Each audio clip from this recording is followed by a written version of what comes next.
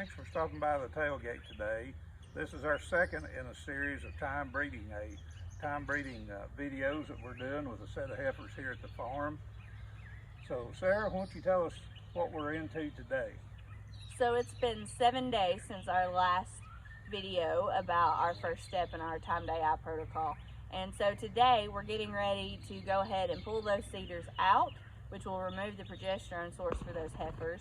We're going to give a shot of prostaglandin F2 alpha, following label instructions and using VQA guidelines by giving that shot in the neck.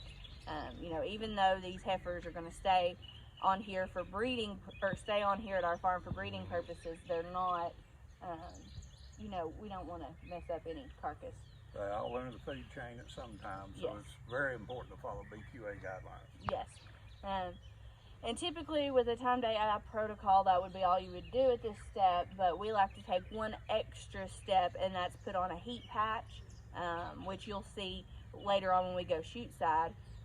And that's just to give us an extra idea of which heifers actually came into heat and which ones may not have, because it's just as important to know which heifers are cycling and which heifers came into heat as it is to know the ones that didn't. So we'll go shoot side here in a minute and show you that up close and personal, but before that, I wanted to give you a real quick preview of what's coming next. So you can see on our diagram here that we're at this point. This is the prostaglandin, the heat patch, and everything, and in about 2.5 days, give or take, depending on the protocol you use, determines the hours between the time you give Lutalice and when you would breed. But in this particular protocol, we're going to be somewhere in the neighborhood of 56 to 60 hours after we've pulled CIDRs and given prostaglandin.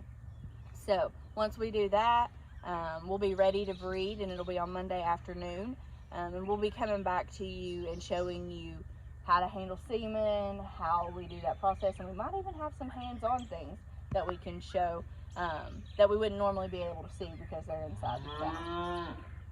So come with us and join us at shoot side. Well, hey guys, we're here in the barn. Don't mind Rosie back here. She's just looking for somebody to love her. And we're going to go ahead and pull CIDRs, put heat patches on, and give Lutalice as the third step. So luckily for us, when we pull CIDRs, it's easier than when we put CIDRs in. So literally, all we've got to do, we always make sure that that's the last thing we do. Okay, so I'm going to go ahead and put the heat patch on.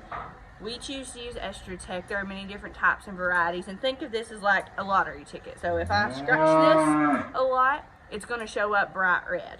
And the reason why we're doing this is because we want to make sure that these heifers come into heat, because even though we have manipulated their estrus cycle and done everything in our power to encourage them to come into heat, that doesn't necessarily mean that they will. So we put this on here to make sure we know that they've come into heat before we use a straw of semen. So this is extra sticky on the back, and all we're going to do is we're going to come in here.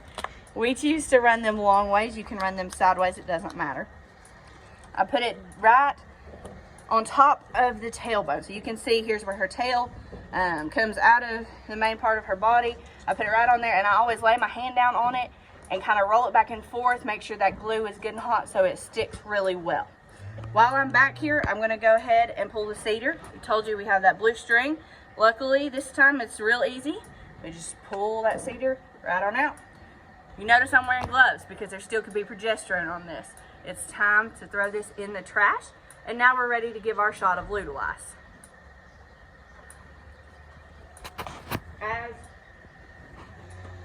As with any injection that we do with our Lutalice or prostaglandin F2 alpha is the active ingredient, we're going to use 5 milliliters, but we always make sure we read the label. And we're going to give that intramuscularly in the neck following the VQA guidelines. And now we wait.